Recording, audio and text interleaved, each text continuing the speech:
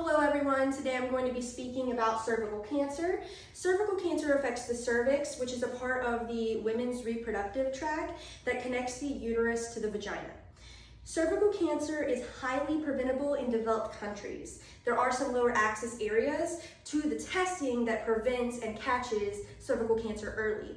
Those tests are the Pap smear or the Pap test, and then the rapid HPV blood test.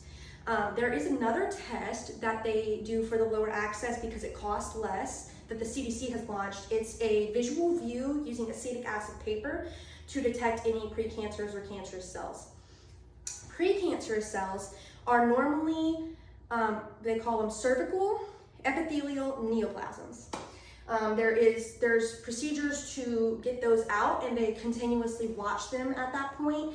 It's called a LEEP procedure. It's basically when they freeze the area that is affected. So that is what they do. They're stage one. Stage one is considered microscopic. That is why they do the Pap smear test. And stage four, on the other end of the spectrum, is when it has spread to other parts of the reproductive tract or even the abdomen. But normally they either remove the affected organs with a full hysterectomy, and then hopefully it doesn't spread to the bladder, because then it is called bladder cancer. So there are some signs and symptoms, but they're mainly late signs and symptoms, and it can be a little difficult to determine them because there are some of the symptoms overlap with the woman's menstrual cycle.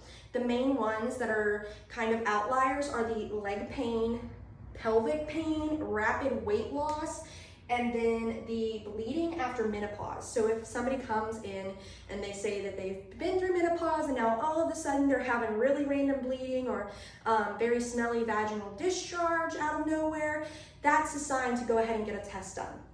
They do recommend everyone after 30 to go ahead and get this done every 3 to 5 years. If you just do the HPV test, it's every 5 years. Just the Pap is every 3, or you can combine them and do both at the same time every 5 years. That's what the CDC recommends.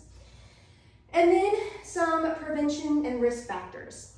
So things that make you more likely to get this is the human papillomavirus.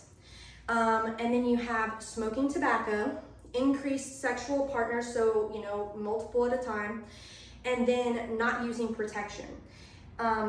Oral contraceptives don't really help with this because you need a physical barrier, because it's a virus that spreads through bodily fluids. Now, since the human papillomavirus is what causes majority cases of cervical cancer, they recommend everyone at the age of 11 to get the HPV vaccine. It is kind of controversial for a lot of parents because they don't believe that an 11-year-old could be sexually active, but it is better to start before